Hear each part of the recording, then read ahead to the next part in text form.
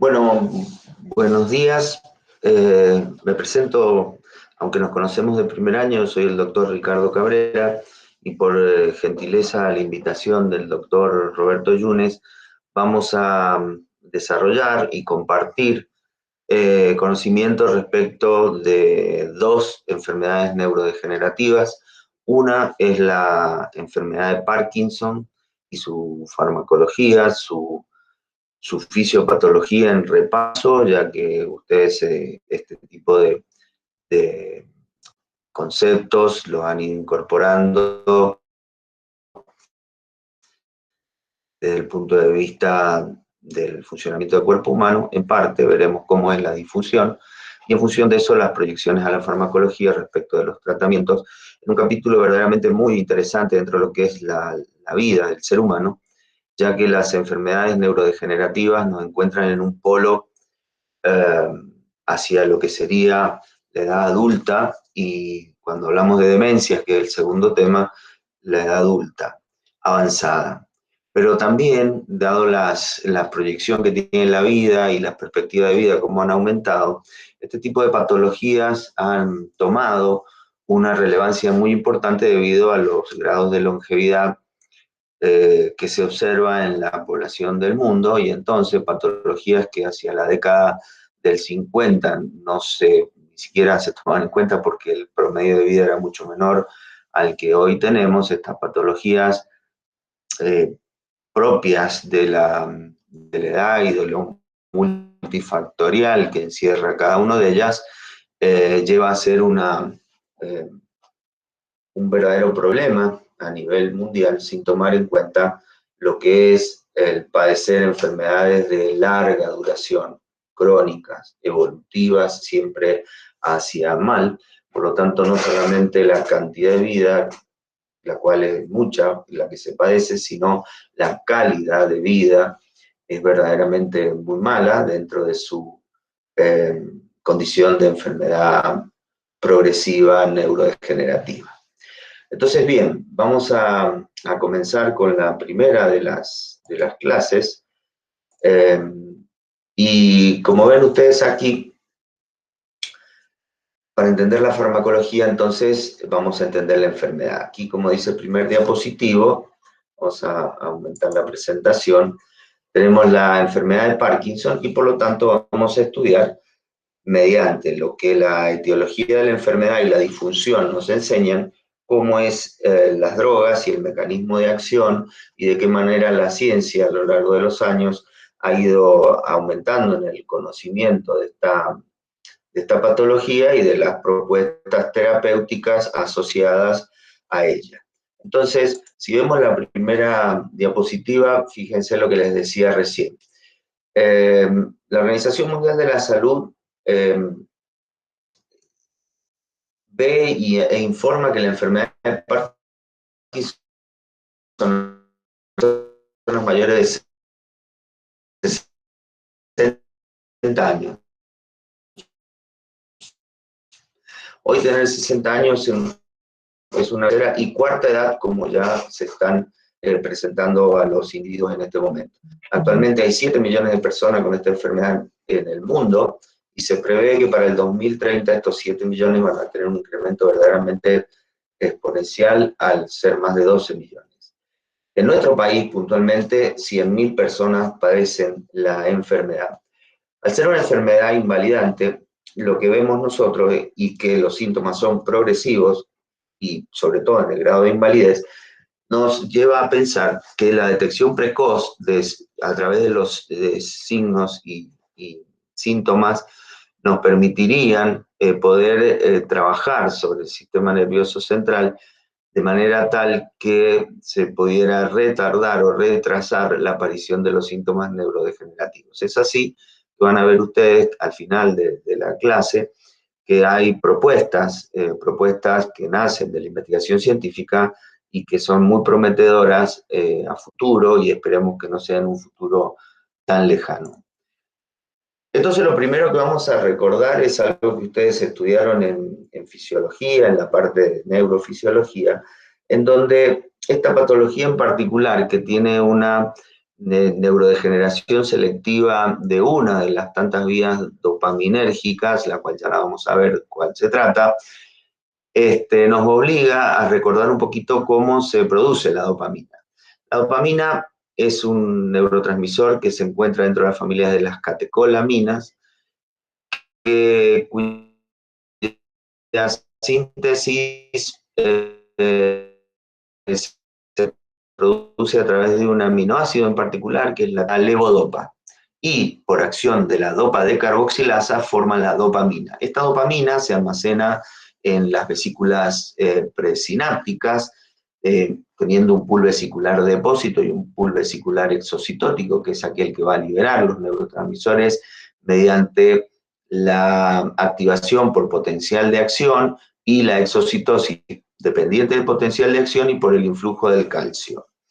Esta dopamina es degradada por una enzima que se llama monoamino oxidasa B, la cual lo degrada en su metabolito principal, que es el DOPAC.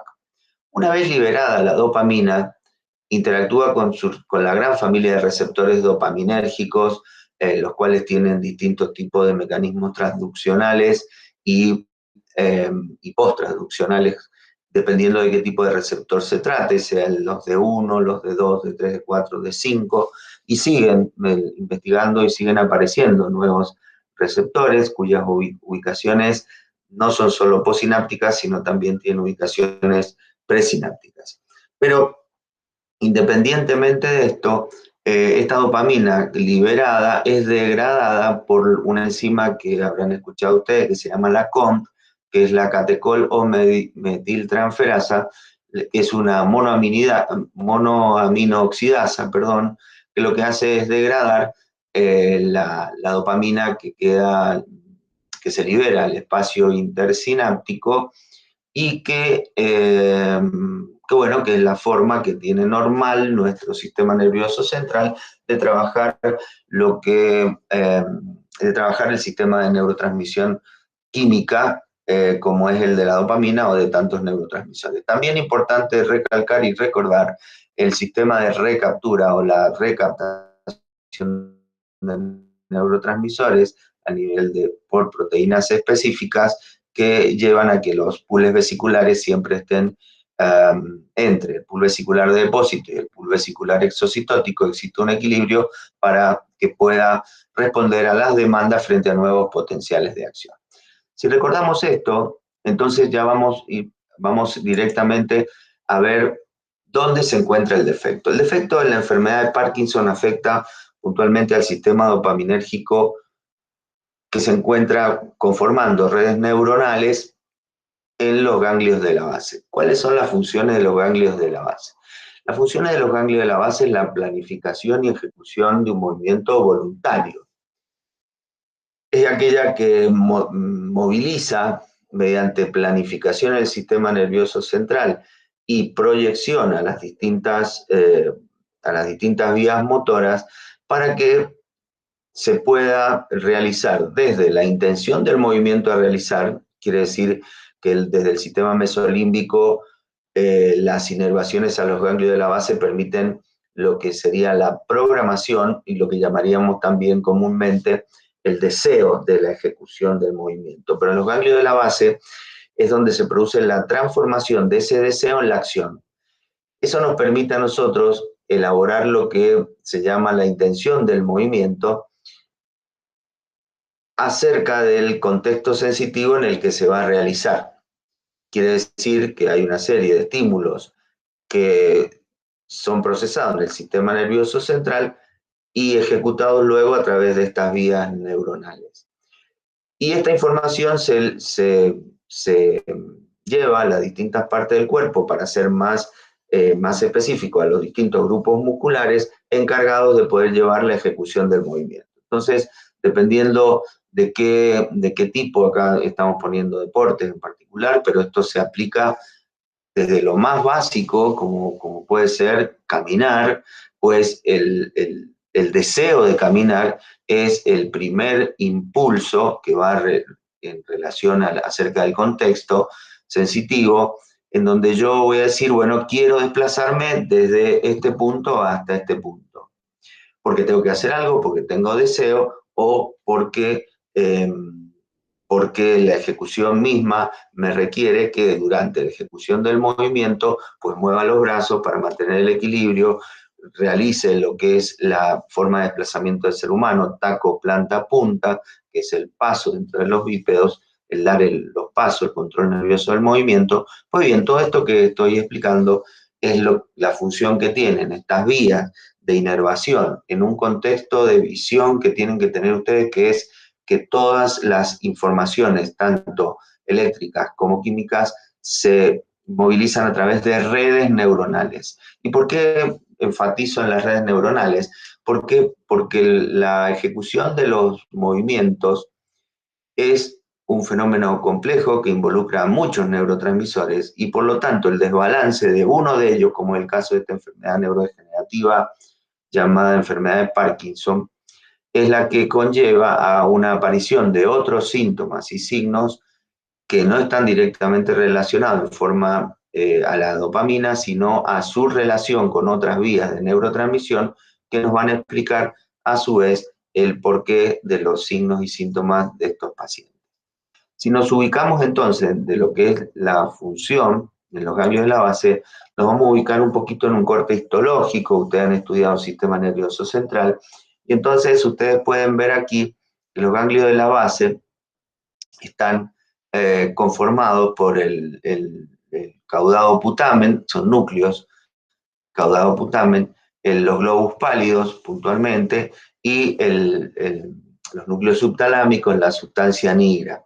Entonces, cuando nosotros vemos, aquí tendrían todo lo que sería la parte de inervación del ganglio de la base, cuando estudiamos la enfermedad de Parkinson, lo que nosotros vemos entonces es que el fenómeno neurodegenerativo ocurre en las neuronas dopaminérgicas de la sustancia nigra. Las neuronas dopaminérgicas en la sustancia nigra tienen sus somas o cuerpos neuronales que proyectan sus axones a lo que en el ser humano se le llama caudado, núcleo caudado y núcleo putamen. Si fuera en otros animales, el caso de los roedores, fuente que nos provee mucha información para el estudio de esta enfermedad, se llama cuerpo estriado. Pues bien, que esto es una enfermedad neurodegenerativa y progresiva, se van perdiendo proyecciones neuronales, me refiero a la parte axónica y contactos dendríticos dentro de esta red compleja de neurotransmisores involucrados, pero que específicamente son dopaminérgicos, y entonces el núcleo del putamen en particular es el que tiene esta gran pérdida del tono o señal dopaminérgica. Entonces, si vemos un grafiquito muy simple y recordamos las que hemos visto anteriormente, desde la primera, cómo se produce esto, entonces nosotros vemos aquí que debido a este proceso de neurodegeneración se produce obviamente por la pérdida de neuronas de la vía dopaminérgica nigroestriatal o del núcleo caudado, como ustedes lo quieran llamar, perdemos una gran cantidad de señal dopaminérgica. Y obviamente el sistema, ustedes saben que de los sistemas de los distintos órganos, uno de los sistemas que rápidamente evoluciona hacia los fenómenos adaptativos es el sistema nervioso central. Entonces, frente a la pérdida de señal, se empiezan a modificar la cantidad de receptores de proteínas transportadoras de neurotransmisor, ¿sí? Hay una caída en la cantidad de proteínas de neurotransmisores, también como la caída de la señal dopaminérgica mediante la caída de su concentración de neurotransmisores en el espacio sináptico. Esto conlleva, por lo tanto, a que a la disminución de señales va a haber una respuesta también en la cantidad de receptores dopaminérgicos en la postsinapsis, lo cual, si asocian la diapositiva anterior con la función que cumple los ganglios de la base en las actividades del ser humano y los fenómenos que se han desencadenado por la enfermedad en sí misma, neurodegenerativa, pues bien, de movimientos normales, aquí tienen un cortecito, una dendrita, de una sinapsis axodendrítica, vemos que en un movimiento normal se nos producen movimientos alterados entre los que pueden haber escuchado ustedes el término discinesias o alteraciones normales del movimiento. Entonces, Si vemos un gráfico de todo lo que hemos visto hasta ahora y decimos que hay aquí pueden ver una foto de redes neuronales en donde ustedes ven aquí distintos redes neuronales, hay distintos colores, el verde, el rojo, el violeta, el marrón. Lo que está diciendo aquí que hay una serie, una asociación de información en redes que en el caso que nos ocupa hoy día, se nos hace necesario entender que existen las interacciones neuroquímicas que cuando uno de los actores de este sistema neuroquímico empieza a estar en baja por neurodegeneración, otros sistemas que comparten lo que es la neuroquímica del núcleo en particular, empiezan a ocupar esos espacios, por decirlo de alguna manera, y entonces empiezan a haber disfunciones por aumento de la actividad de otras neuronas y por ende de otros neurotransmisores como moléculas señalizadoras, como son la acetilcolina y el glutamato. Si ustedes recuerdan, la acetilcolina es el neurotransmisor por excelencia que comanda todo lo que es la interacción con las uniones neuromusculares como efectores finales de la conducción de un impulso nervioso para realizar o ejecutar una función determinada. Pero no menos importante es la interacción que viene desde la corteza cerebral hacia el cuerpo estriado de este otro neurotransmisor, en donde los somas se encuentran en la corteza, proyectan sus acciones al cuerpo estriado y entonces pasan a integrar esta intrincada redes neuronales que comanda la función motora en el ser humano. Como pueden ver en esta segunda diapositiva, la neurodegeneración de las marrones pasan a perderse por neurodegeneración y entonces empiezan a ver lo que llamamos las disfunciones. En este grafiquito chiquito pueden ver lo que les decía recién, el cuerpo estriado, la dopamina, acetilcolina, podemos poner el glutamato y cómo las proyecciones que ahora van a estar en alta porque va a haber mayor mayor actividad del sistema colinérgico, pues esto se va a ver reflejado en la estimulación de las neuronas motoras y las alteraciones de los movimientos que ellas comandan. Pero hay algo muy importante que también tenemos que incorporar. ¿Cuál es la función de la dopamina? Porque hasta ahora siempre vimos un neurotransmisor inhibitorio, que era el GABA. Y sin embargo, ustedes saben, y si no lo recordaremos ahora, que la ejecución de la función de cada uno de los neurotransmisores es mediada por la familia de receptores a lo que ellos activan. Entonces podemos hablar de uno estimulatorio, pero también existe un de dos inhibitorio. Entonces, cuando este sistema de señalización se altera, entre las funciones principales de la dopamina es llevar adelante una función negativa, es decir, frenar la actividad de acetilcolina dentro del grado de homeostasis para que el movimiento sea normal. Lo mismo, las proyecciones glutamatérgicas son controladas por sus interacciones sinápticas con la dopamina. Como esta es inhibitoria de las funciones, la caída en la concentración de dopamina repercute directamente en la función. ¿Por qué? Porque concentración va directamente en relación directamente proporcional a la función. Como esta era una reguladora negativa de acetilcolina, principalmente, esto se desregula en positivo y entonces tenemos hiperfunción colinérgica. Importante que lo tomen en cuenta estos tipos de mecanismos neuroquímicos dentro del cuadro de la ahora fisiopatología, en donde nos va a permitir entender la acción de los fármacos involucrados en esta patología. Es así que, como les dije, esta es una enfermedad neurodegenerativa progresiva. Entonces, existen síntomas, existe una progresión en la aparición de los síntomas en donde el primero de ellos aparece en las extremidades cuando el músculo se encuentra en reposo o el individuo se encuentra en reposo. Y también en la aparición leve y temprana aparecen alteraciones en la capacidad de programar en la realización del movimiento y adoptar las posturas. Es decir, estamos lentos. Esto es, si ustedes recuerdan lo que les expliqué, del sistema mesolímbico se programa a través del deseo de realizar una función, esta disfunción que está en los núcleos dopaminérgicos que transforman el deseo en la acción misma, pues bien, hay un retraso entre el deseo y la capacidad de poder organizar esa acción. Entonces, estos síntomas comienzan a evolucionar con este tipo de manifestaciones. La bradicinesia es la lentitud del movimiento, que es una reducción de la velocidad y la amplitud de los movimientos. Es decir, ustedes van a ver en el paciente que los pasitos son muy cortitos. En términos generales, la posición del cuerpo va a ir tornándose a doblado desde el tronco, la cabeza del cuello, las piernas más flexionadas.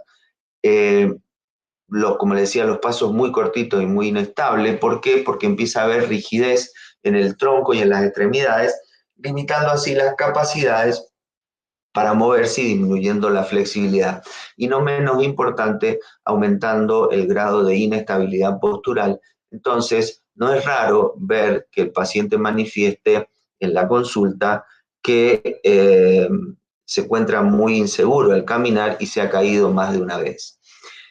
Pero aparecen otros síntomas dentro de lo que son los deterioros no motores, pero vienen asociados a lo que es el deterioro cognitivo, ya que dentro de esta visión de redes neuronales, como les expliqué, y la interacción con diferentes neurotransmisores que proyectan su conectividad a distintos núcleos, es que empiezan a haber deterioros cognitivos, los cuales con el avance o la progresión de la enfermedad puede llevarnos a fenómenos que induzcan a grados de demencia, que son producto primario, la enfermedad neurodegenerativa Parkinson, que evoluciona hacia una demencia. Esta disminución de los movimientos, que aquí lo podemos ver de todo el cuerpo, también se traducen a todas y cada una de las zonas de inervación de las motoneuronas propias de cada una de las familias musculares. Por lo tanto, vemos aquí que hay una disminución en el parpadeo, la voz se hace muy bajita, se hace de un tono monótono, con muy poca impostación, con muy poca expresividad, y entonces eso lleva y está dentro de lo que si te asocian el deterioro cognitivo con la asociación de síntomas motores a lo que es la expresión misma de la conducta del individuo, es que de la conducta de expresión del individuo, es que caemos a los grados de la afasia. Obviamente las mialgias son muy comunes y a medida que va avanzando del estado moderado a severo y posteriormente grave, pues bien, vamos con un paciente que va a tender a no caminar, es decir, ya no va a poder caminar, va a tener una muy poca fuerza para levantarse, por eso es que la fuerza del tronco y el impulso que hacemos cuando nos levantamos de una silla, es decir, del estado de sentado, en estos pacientes se ve muy afectado y entonces lo postural empieza a ser un síntoma verdaderamente de avance y gravedad dentro de lo que es la evolución de la enfermedad.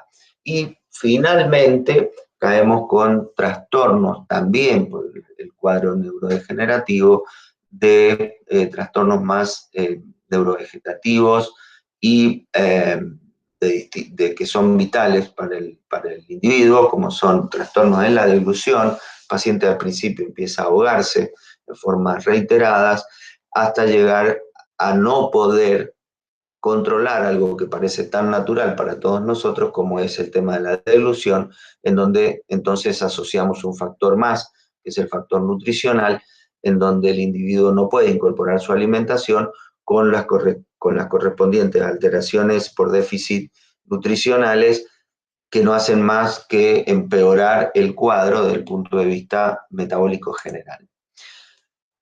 Entonces, si entendemos toda esta primera parte, nosotros podemos decir que el tratamiento para el Parkinson nos lleva a una propuesta de la farmacología antiparkinsoniana. Entonces, si nosotros tenemos un déficit que es por disminución en la cantidad de dopamina que llega porque las neuronas dopaminérgicas se han neurodegenerado, que me olvidaba de mencionarles, en la aparición de los primeros síntomas ya tenemos un 70-80% de pérdida de la inervación dopaminérgica. De allí que la detección precoz apunta al mayor éxito de los tratamientos asociados, pero justamente la aparición tardía de los síntomas dentro del cuadro de disfunción es el que lleva a que el objetivo, que es incrementar la capacidad de las personas para desarrollar su actividad en la vida diaria, si eso fuera en la detección precoz, nos empieza a generar imposibilidades, ya que tenemos una pérdida de esas herramientas indispensables del sistema nervioso central para poder ejecutar estas funciones dentro de lo que es un cuadro de equilibrio. Vuelvan a recordar esto: dopamina tiene un efecto inhibitorio sobre acetilcolina y sobre el glutamato. Entonces tengo una hiperfunción colinérgica. Por lo tanto, como esta detección de la enfermedad es tardía, porque ya tenemos una pérdida del 70-80% de las poblaciones que controlan acetilcolina, entre otras, no existe un tratamiento farmacológico curativo, por lo que esto solo se dirige a hacer un tratamiento más sintomático, tratando de que el individuo no vaya perdiendo sus funciones en este grado que les expliqué hace un ratito, sino que se produzca un retardo en la aparición de los síntomas, que eso sería lo preventivo, o que es a donde apuntan las nuevas líneas de investigación a nivel mundial, es decir, detección precoz a través de marcadores específicos y, por lo tanto, tratamientos que no son paliativos, sino que serían neuroprotectivos de estas vías dopaminérgicas que están en neurodegeneración. Por decirlo de manera simple, retardar el fenómeno neurodegenerativo. En la actualidad no existe este tratamiento farmacológico, si bien se ha avanzado muchísimo. Por lo tanto, vamos a ver de qué manera y con qué tenemos para poder llevar a una mejor calidad de vida a este paciente en función del control de la sintomatología. Entonces, si vemos este cuadrito, vemos que las drogas antiparkinsonianas o antiparkinsonianos, los medicamentos son drogas de utilidad terapéutica para esta enfermedad, ya que alivian la sintomatología y permiten una mejora importante en la calidad de vida.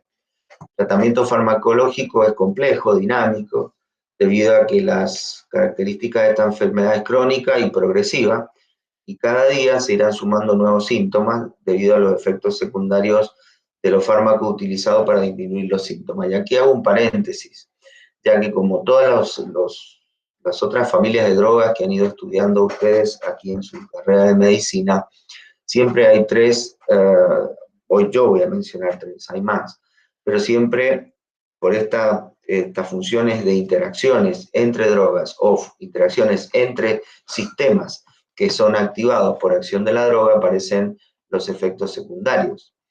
Y entonces estos efectos secundarios van trabajando en contra de los...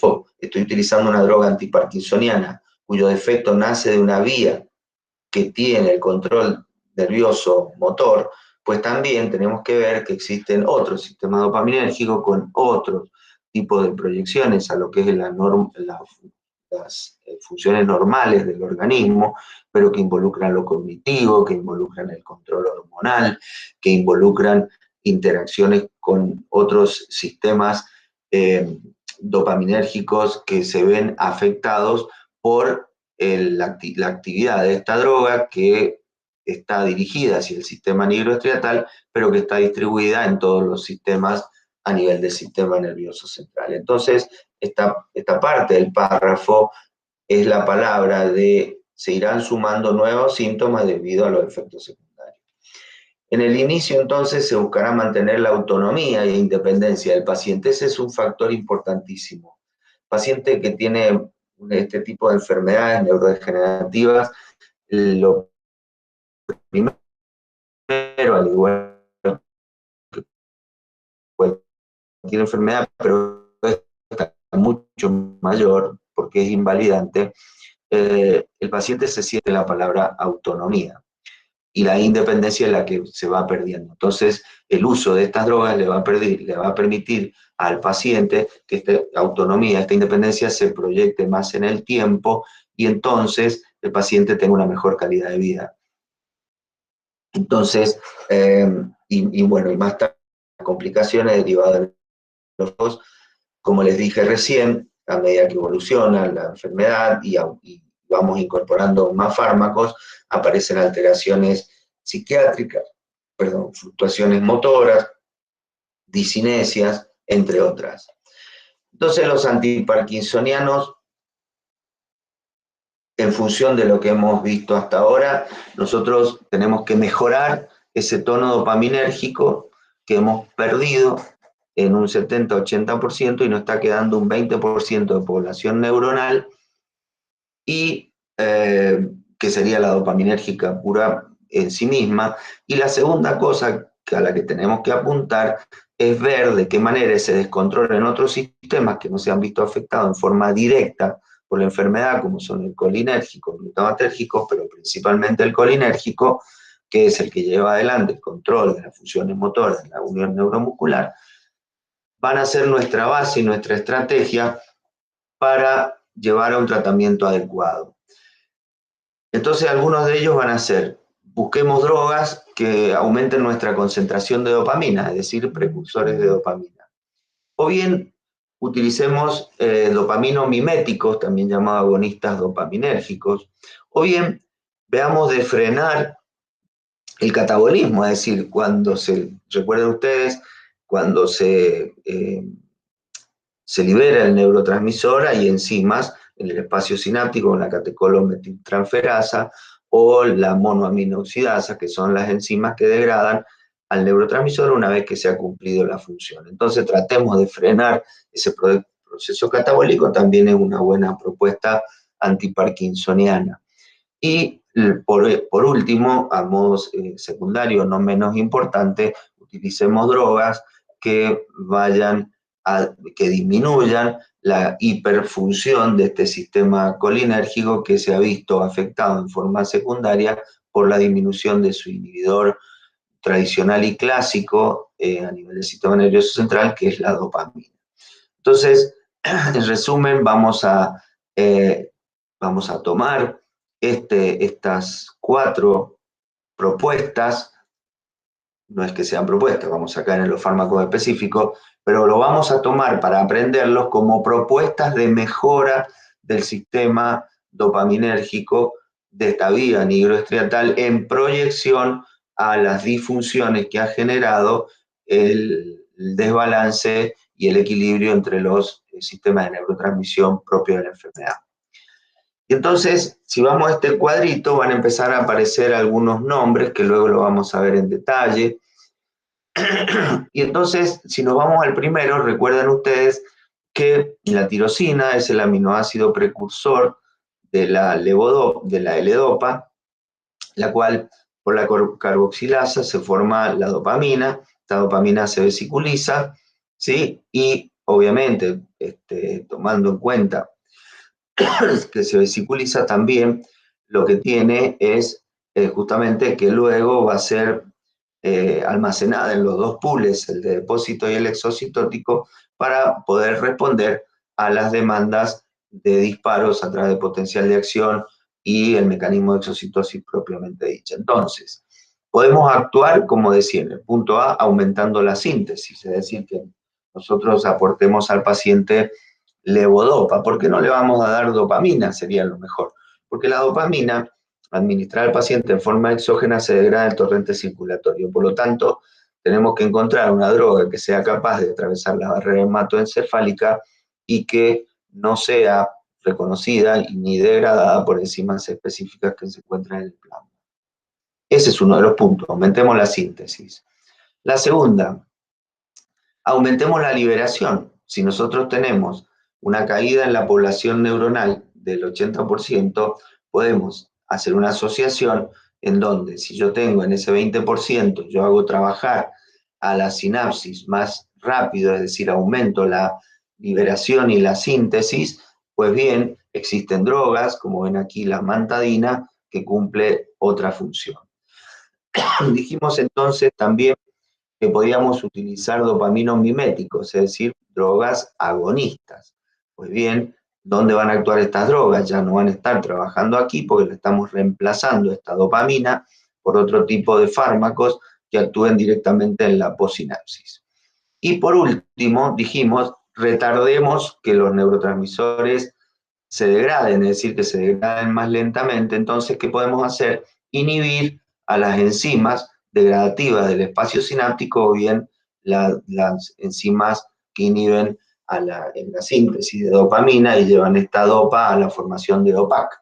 Pues bien, frenemos ese catabolismo específicamente. Entonces, en conclusión, vamos a tener que mayor concentración de dopamina, mayor disponibilidad de dopamina, y entonces inhibiendo puntualmente su degradación. Si la farmacología fueran 2 más 2 son 4, sería genial, porque uno dice, bueno, vamos a generar un combo farmacológico en donde voy a aumentar la síntesis, voy a aumentar la liberación,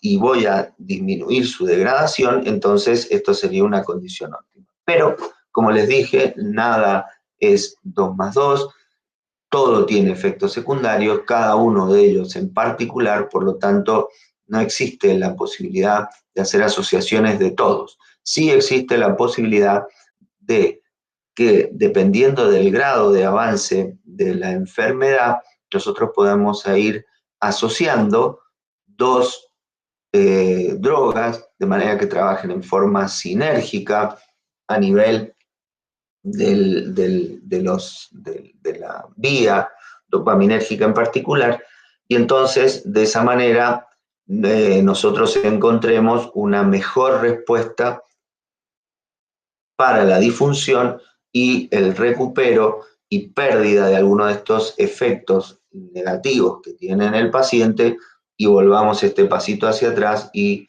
el paciente recupere algunas funciones y se estabilice por un periodo de tiempo, porque ya les dije, la enfermedad es progresiva, por lo tanto se estabilice este paciente en alguno de sus síntomas y estemos retardando la aparición de los más severos y cambiando de fase o de estado, es decir, que el paciente pasa a un estado de grave o de moderado a severo, de severo a grave. Entonces veamos ahora qué es lo que podemos hacer. Y como les decía, vamos a ver, perdón, un segundito, vamos a aumentar la síntesis de, de dopamina. Para esto se utiliza una droga que se llama levodopa, la cual se puede administrar en forma individual, es decir, solo levodopa. La levodopa se vehiculiza por vía sanguínea, atraviesa la barrera hematoencefálica, es incorporada a nivel del soma neuronal, en donde está toda la herramienta enzimática de síntesis, y entonces vamos a incrementar, como les decía, la concentración de dopamina. Pero ¿qué pasa? En esta levodopa, que va a ser un precursor en el paso 2, si se acuerdan, de tirosina, pasábamos a L-dopa por la tirosina hidroxilasa.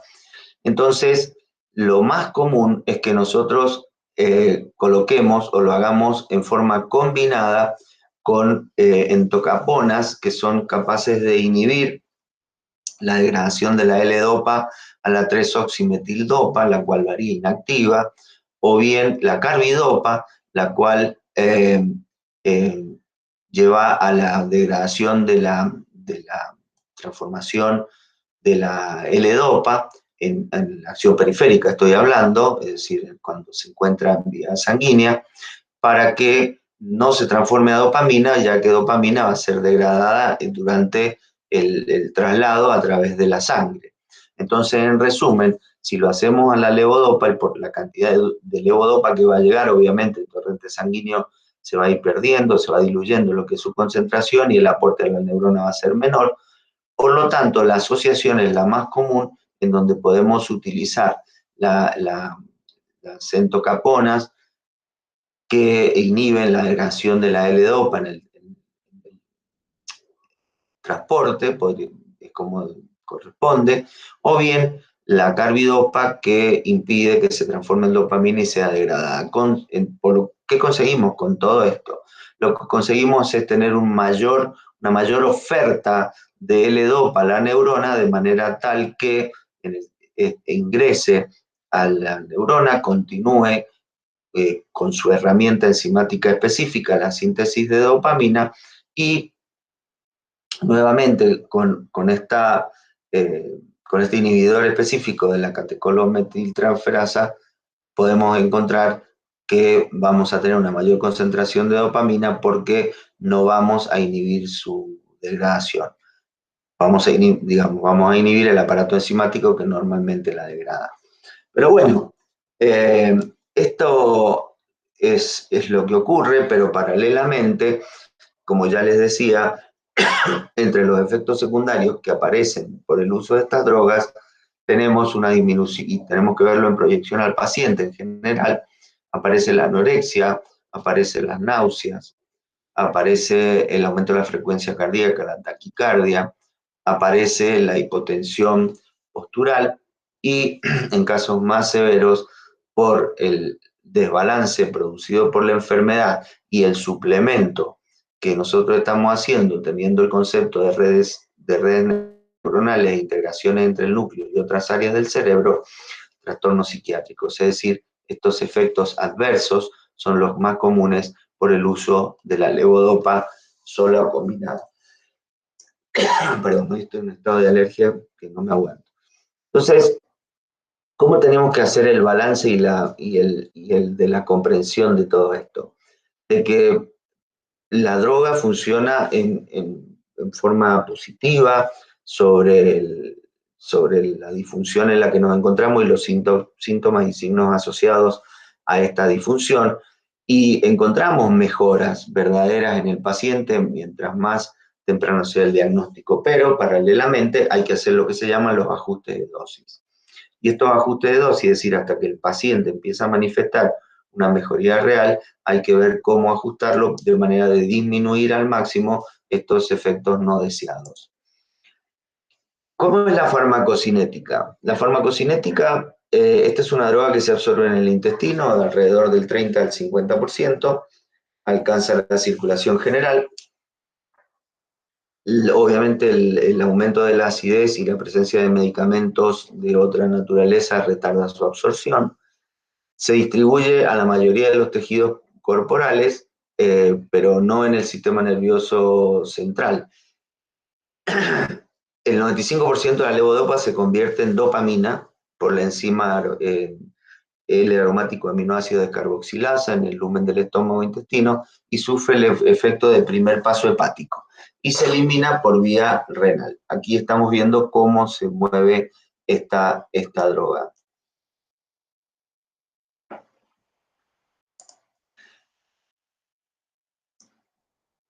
Vamos entonces a la segunda propuesta que teníamos, que era aumentemos la liberación de la dopamina. Para eso aparece la amantadina.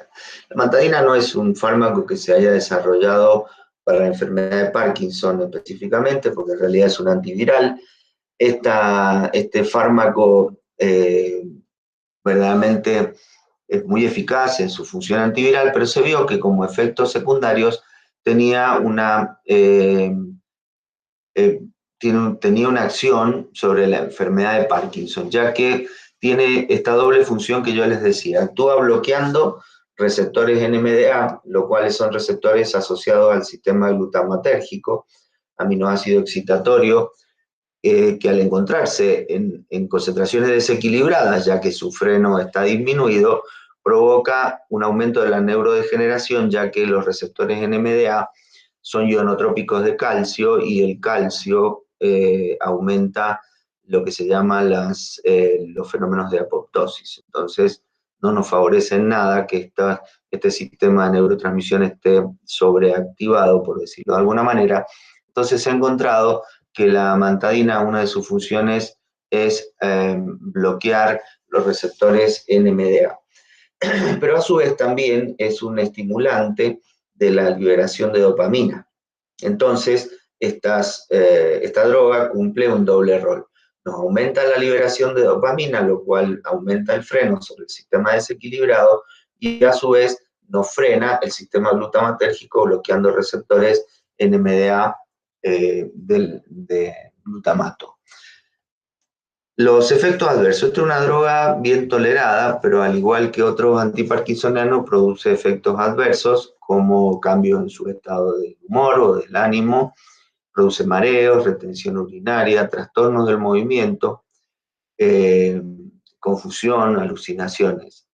¿Cómo se distribuye este fármaco? Se administra también por vía oral, su biodisponibilidad es alta, del 86 al 90%, alcanza una concentración máxima entre 2 a 4 horas, se distribuye ampliamente por todo el organismo y se metaboliza a nivel del hígado y se excreta a nivel renal. Ya entonces hemos visto dos de las formas. O aumentamos la síntesis de dopamina o aumentamos su liberación concomitantemente con disminución del sistema del sistema glutamatérgico mediante bloqueo de receptores NMDA. Pero bien, vamos a buscar dopaminomiméticos. Y dentro de los dopaminomiméticos encontramos que su efectividad sobre el control de los síntomas es menor que la levodopa, sobre todo la rigidez y la bradicinesia. Pero frente a ella presentan una vida media más larga y menor incidencia en el desarrollo de fenómenos on-off y las discinesias.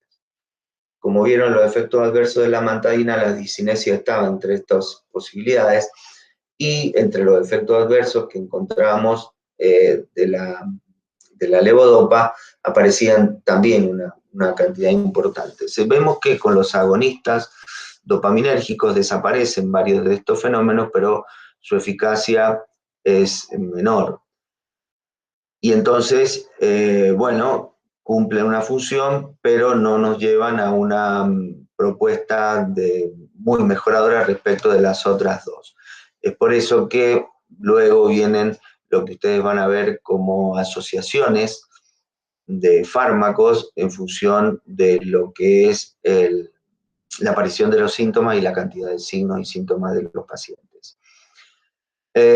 Actúan por el efecto agonista de los receptores dopaminérgicos tipo D2, mejorando la sintomatología de la enfermedad, como la cinesia, y por lo cual hay ausencia de los movimientos involuntarios. Una de las drogas es la bromocriptina, es un derivado del ergot, que necesita la presencia de dopamina para actuar. Si no es así, la destrucción de las neuronas gliales es masiva. Entonces, necesitamos un tono dopaminérgico propio, es decir, que tengamos dopamina disponible para que la bromocriptina pueda actuar. La carbergolina no tiene efecto per se, pero puede usarse asociada a levodopa. Estos son útiles en los estadios tempranos de la enfermedad, donde predomina más que nada el temblor por sobre todas las otras manifestaciones que vimos en los gráficos anteriores, cuando veíamos los deterioros posturales, cognitivos, etcétera, que son propios de los estadios más avanzados.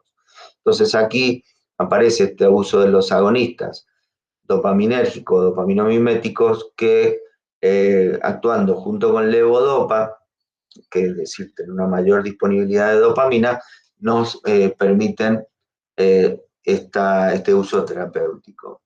La bromocriptina, el 28% de la dosis, de una dosis oral, se absorbe en el tracto digestivo, más del 90% de su metabolización ocurre en el hígado, el 6% alcanza la circulación sistémica, tiene una vida media de 3 horas, uniéndose a proteínas plasmáticas de un 90 a un 96%.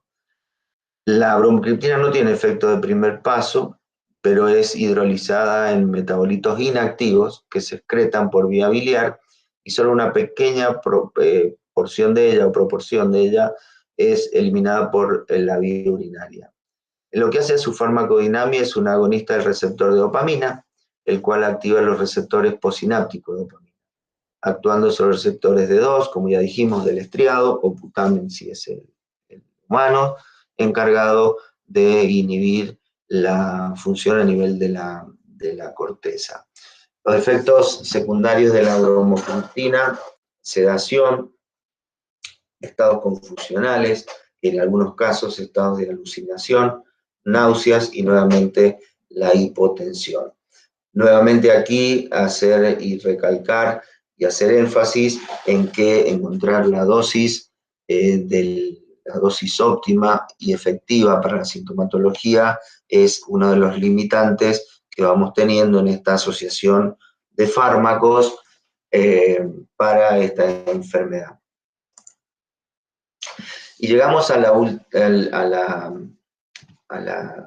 la familia de fármacos que actúan sobre los mecanismos secundarios a la caída del tono dopaminérgico, que es la acetilcolina. Los anticolinérgicos, la acetilcolina, el sistema colinérgico está trabajando en más debido a la represión disminuida que tiene por dopamina. Entonces, los anticolinérgicos de acción central se usan en la enfermedad de Parkinson con un importante componente de temblor en las primeras fases de la enfermedad. Uno de los anticolinérgicos más conocidos y utilizados es el triexifenidilo. Como ustedes pueden ver y saben, el sistema colinérgico cumple muchísimas funciones, de allí que vayamos pensando qué puede pasar cuando nosotros empecemos a frenar farmacológicamente al sistema colinérgico central. Y entonces, si nosotros vemos el triexifenidilo desde el punto de vista de su estructura molecular, es un análogo sintético de la atropina, la cual ustedes habrán estudiado ya para acción sobre otras funciones. Tiene la concentración máxima se alcanza entre 1 a 2 horas y la vida media es de 10 a 12 horas. Es un fármaco que cruza rápidamente la barrera hematoencefálica, por lo tanto la disponibilidad es verdaderamente rápida. Dentro de la farmacodinamia, obviamente es un antagonista competitivo de la acetilcolina y de otros agonistas de receptores muscarínicos. Su acción es central y tiene poca acción sedativa. Pero, como les mencionaba, por las múltiples funciones que cumple el sistema colinérgico, nos vamos a encontrar que dentro de los efectos adversos tenemos boca seca, caries dentales por disminución de la producción de saliva, disminución de las secreciones bronquiales, midriasis, fotofobia, visión borrosa, glaucoma agudo en individuos que sean susceptibles a este tipo de acción del fármaco, taquicardia, edema, constipación, inhibición de la secreción gástrica y de la movilidad intestinal y, como dijimos recién, disturbios en la memoria. Es decir, pueden ver entonces que es muy atractivo el tema de poder frenar a un sistema descontrolado, pero obviamente se me descontrolan otras vías también colinérgicas que cumplen un montón de funciones. Ustedes habrán visto también cuando han estudiado antidepresivos, de una familia de ellos que tiene que ver, antipsicóticos, que entre los efectos secundarios por interacción con este tipo de fármacos, con este tipo de sistemas, es que aparecen síntomas semejantes, sobre todo la boca seca. Entonces, vamos viendo que en esta comprensión del uso de los fármacos, tienen en su antecede la comprensión de cuáles son los sistemas de interacción neuronales, neuroquímicos, para que entendamos entonces lo neurofarmacológico. Estudiar de memoria sin entender cómo y dónde actúan estos fármacos, pues nos lleva a tener que caer en un sistema de memoria, lo cual es el peor amigo para el estudio de la farmacología. Y entonces dijimos, bueno, tenemos entonces la posibilidad de que no utilicemos drogas agonistas, no utilicemos, aumentemos la síntesis, sí, pero paralelamente a aumentar la síntesis disminuyamos su degradación o catabolismo por acción de las enzimas propias. Y entonces aquí aparece una droga que ustedes la habrán estudiado, la habrán visto, la habrán estudiado como dentro de la familia de los antidepresivos, los IMAO. En este caso, la selegilina, que es un inhibidor de la enzima de la MAO, la monoaminoxidasa tipo B, entonces interviene e interfiere con el metabolismo de la dopamina. Está ubicada en la mayoría en los ganglios basales del cerebro, en un 80%. Esto lo que hace es inhibir la destrucción de dopamina, es decir, la hidrólisis de dopamina a DOPAC, el metabolito principal. Hace una década atrás se creía que esta terapia retrasaba la aparición de la enfermedad de Parkinson, pero eso no es así. Se sabe que la selegilina actúa para mejorar los efectos del levodopa, teniendo una actividad antiparkinsoniana leve. ¿Por qué? Porque lo que nosotros estamos haciendo es retrasando su degradación. Recuerde que estos inhibidores no son inhibidores irreversibles permanentes, sino que todo proceso inhibitorio desencadena el mecanismo plástico de recomposición de lo que es el fenómeno metabólico. Por lo tanto, su actividad antiparkinsoniana es verdaderamente leve. Pero asociado a los otros fármacos, como dijimos, la levodopa, aumentar la síntesis e inhibir la degradación es un efecto sinérgico positivo a la hora de la farmacoterapia.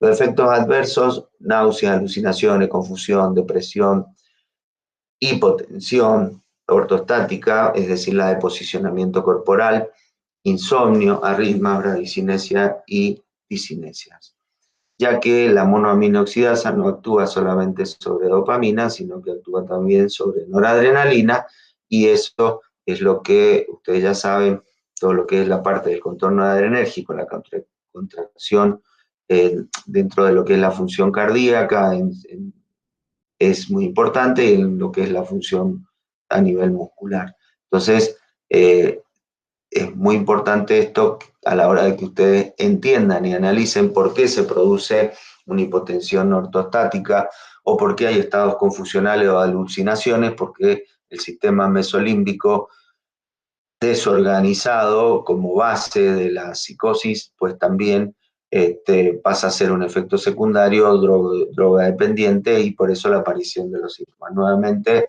el entender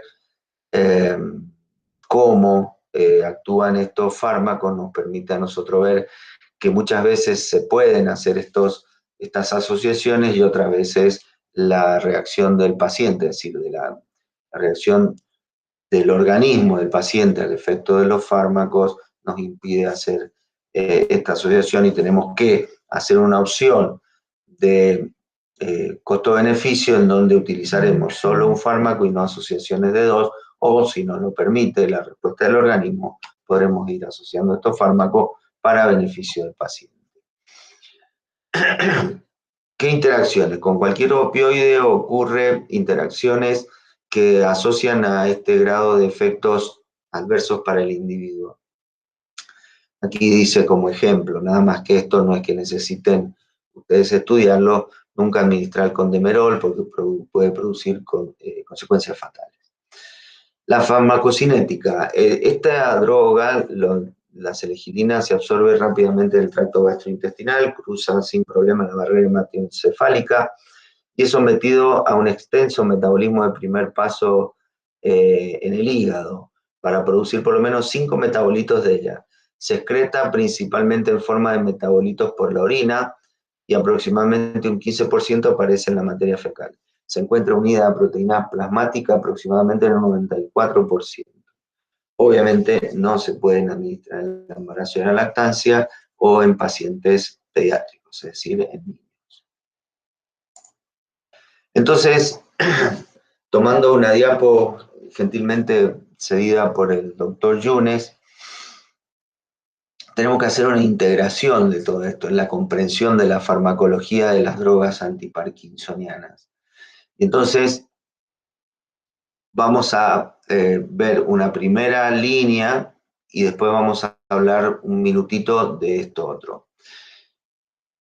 Dentro de lo que es la incapacidad funcional, si no aparece, no la tiene el individuo, incapacidad funcional motora en los estadios tempranos leve, vamos a ir a un tratamiento. Si no aparece, pues bien, podemos ir a una parte de tratamiento no farmacológico, a lo cual que nos vamos a referir enseguida. Pero si estamos hablando de la enfermedad y aparece la incapacidad funcional, tenemos un tratamiento farmacológico. Tenemos la selegilina, que la hablamos recién, trabajando como inhibidor de la MAO-B. La otra no interesa que lo mencione en este caso, porque de ella no hemos hablado. La amantadina, aumentando la liberación de dopamina e inhibiendo los receptores NMDA del glutamato, y anticolinérgicos. Toda esta propuesta farmacológica que podemos incorporarla a los anticolinérgicos que mencionamos recién, y tenemos una propuesta farmacológica, sola o combinada. ¿Qué puede pasar? Que la incapacidad pase a un estado leve y entonces puedo utilizar en forma sinérgica la levodopa con la bromocriptina, es decir, agonistas dopaminérgicos. Bromocriptina como ejemplo, simplemente también hay otros agonistas dopaminérgicos. O puede que no encontremos esa mejora luego del tratamiento farmacológico y vayamos a una incapacidad de moderado a grave. Entonces aquí recién es donde ya tengo que hacer uso de un apoyo, un soporte metabólico mediante la administración de levodopa. Desgraciadamente y por experiencia personal, generalmente cuando aparecen los síntomas primarios, que es un trastornos leves del equilibrio, temblor en las manos, en estado de reposo, etc., muchos médicos optan en reforzar el sistema dopaminérgico sin hacer uso de lo que el sistema en su parte intacta se encuentra. Como pueden ver aquí, todas estas drogas que hemos visto mejoran la funcionalidad del sistema dopaminérgico. Si nosotros empezamos a soportar al sistema exigiéndolo a producir más, nos encontramos que empezamos a perder actores que deberían haber ingresado más tarde a esta película. Y entonces levodopa aquí temprano, desde el punto de vista de la propuesta, del entendimiento, del uso de los fármacos, no sería lo más deseable. Sin embargo, yo no soy médico, ustedes sí lo van a hacer, y si alguno de ustedes se dedica a la neurología, podrá ver qué cosas son las más convenientes para poder llevar adelante el mejoramiento de los síntomas de este paciente. Entonces dijimos, si era leve, vamos al uso de los agonistas, los cuales pueden mejorar y mucho los síntomas del paciente, agonistas dopaminérgicos. Si no, vamos a respaldar al sistema.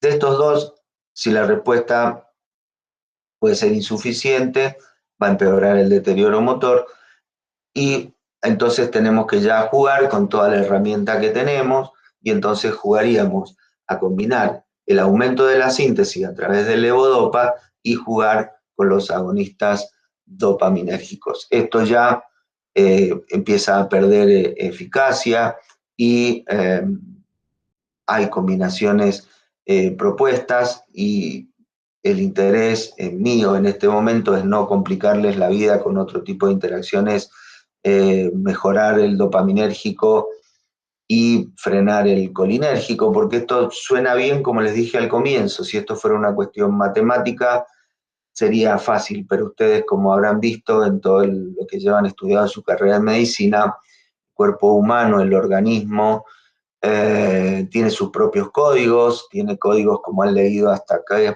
aquí en la farmacodinamia, el hígado con un rol fundamental. Entonces, cuando nos encontramos con un paciente que tiene ciertos deterioros a nivel de sus fenómenos metabólicos, entonces ya mi farmacoterapia está totalmente condicionada a los metabólicos, y las respuestas esperadas pues no serán las deseadas, pero a su vez tengo unas restricciones por la parte de las transformaciones metabólicas de los fármacos. Entonces hay fármacos que directamente van a quedar como eliminados dentro de las posibilidades de su uso, y otros nos van a ser de mucha utilidad, ya que hacen su paso su actividad sin pasar por el hígado. Una de las que les puedo contar, ya que generalmente los pacientes con esta enfermedad son pacientes que manifiestan estos trastornos asociados en lo que es lo cognitivo. Entonces es muy común que sean pacientes que padecen depresión y entonces tienen que combinar este efecto de los antiparkinsonianos con antidepresivos, o los grados de ansiedad son muy comunes, es decir, entonces entramos a jugar con ansiolíticos, y entonces esto que desde la visión de la neuroquímica venía siendo simple de interpretar, porque estábamos hablando de una vía, la nigroestriatal, y su desacople a nivel del caudado putamen, pasa a ser algo que deja de ser tan simple porque solo es un problema, sino que otras sintomatologías del paciente se han sumado y tienen su farmacología específica. Entonces ahora tenemos lo que se llaman un paciente polifármaco, le digo yo, no sé si es la mejor definición, pero sí se entiende lo que quiero decir, y entonces complica mucho más el tratamiento del mismo. Pero hoy nos ocupa las drogas antiparkinsonianas y espero haber sido lo suficientemente claro en la explicación de los focos de ataque terapéutico que tengo en función de la disfunción generada por la patología. Entonces les dije que me iba a referir un segundito a, a, a una terapéutica no farmacológica, ya que estas enfermedades neurodegenerativas, por decirlo de una manera muy simple, va trabajando sobre la desorganización y destrucción de lo que son las vías neurales y por lo tanto el desequilibrio y desorganización de las redes que ellos conforman. Por lo tanto, si un paciente está en los estadios leves y se hace el diagnóstico temprano, yo puedo trabajar una cuestión de educación de ese paciente, lo cual mediante los fenómenos de neuroplasticidad nos va a ir reforzando a los sistemas y nos va a ir llevando, entre otras cosas, al retardo en la aparición de los síntomas. Por lo tanto, la psicoterapia es una de las herramientas muy importantes en una cuestión que es no menor, y ustedes desde el punto de vista médico lo van a ver, que es el aprender a convivir con la enfermedad. Paciente con Parkinson que sabe que lo tiene y sabe que tiene que hacer muchas cosas por él mismo y que no existen fármacos que le vayan a solucionar sus problemas. Por lo tanto, el asumir y el trabajar con psicoterapeutas que lleven adelante esa incorporación del asumir por parte del paciente de vivir y convivir con su enfermedad.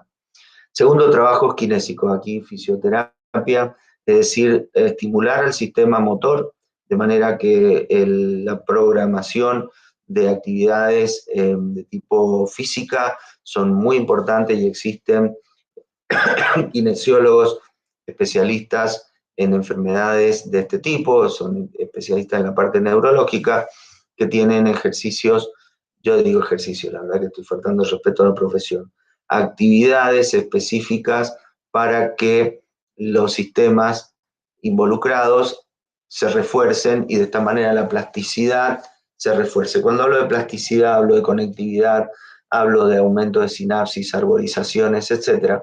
En definitiva y en resumen, aumento de la conectividad. Logoterapia, otro tipo de terapias de tipo cognitiva, y terapia ocupacional, es decir, que el paciente busque cosas que le son, ¿cómo decirlo?, de su placer, de su gusto, lo cual eso mejora muchísimo y retarda muchísimo la aparición de estos deterioros emocionales muy asociados a estas patologías.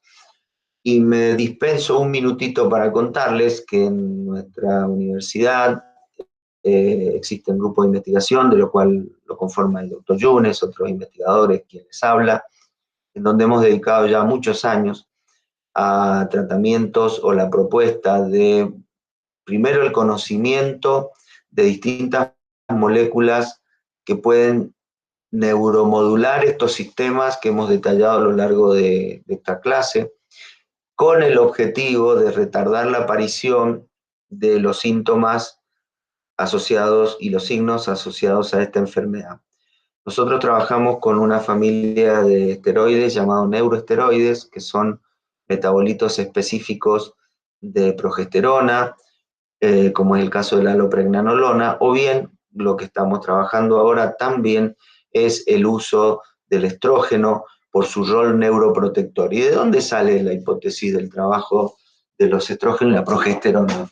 Y es que esta enfermedad guarda una relación de incidencia 2-1 respecto del hombre con la mujer. Es decir, la mujer en su etapa fértil padece muy poco la enfermedad de Parkinson y se unifica con el hombre una vez que entra en la menopausia.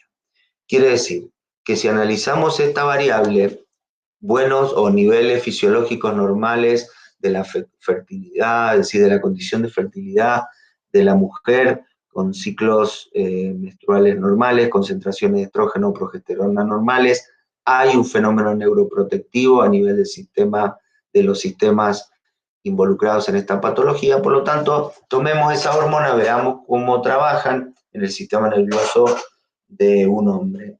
Entonces las líneas de investigación apuntan a eso y hemos, bueno, avanzado bastante. Si ustedes así lo deciden, no tienen más que solicitarle los papers al doctor Yunes, quien se los puede brindar, si no me los solicitan a mí. Recuerden que los mails institucionales son el nombre, punto, apellido. El mío sería ricardo.cabrera@umeduar, que con gusto le vamos a vehiculizar, le vamos a hacer llegar a través de plataforma o a través de mails, papers para que vean por dónde apunta la ciencia, por dónde va. En esto que comencé, este teórico diciendo la detección temprana de la enfermedad es una de las condiciones principales para que el deterioro sea más lento. Recuerde que no se conoce el mecanismo neurodegenerativo específico, es multifactorial, con un 2% solo que apunta a la genética, un 98% que apunta a factores ambientales, a factores culturales, a factores propios del estrés. Es decir, al ser multifactorial, pues los gatillos son múltiples y no se puede trabajar contra múltiples gatillos. Pero cuando ven ustedes la incidencia de 7 millones, 12 millones, pues es un tema verdaderamente preocupante a nivel mundial, por lo que dije también al comienzo de esta clase. El promedio de vida se ha extendido muchísimo y hoy es muy común tener mujeres de 100 años y es bastante común encontrar hombres de 90 años, en donde la prevalencia de estas enfermedades y de la que voy a dar en unos minutos más ha pasado a ser muy alta, como el Parkinson que hemos visto en esta clase y las demencias que la veremos en la próxima. Bueno, ha sido verdaderamente un gusto, un placer, le agradezco mucho la posibilidad de participar en este curso en particular hacia medicina. Nos vemos en el próximo teórico.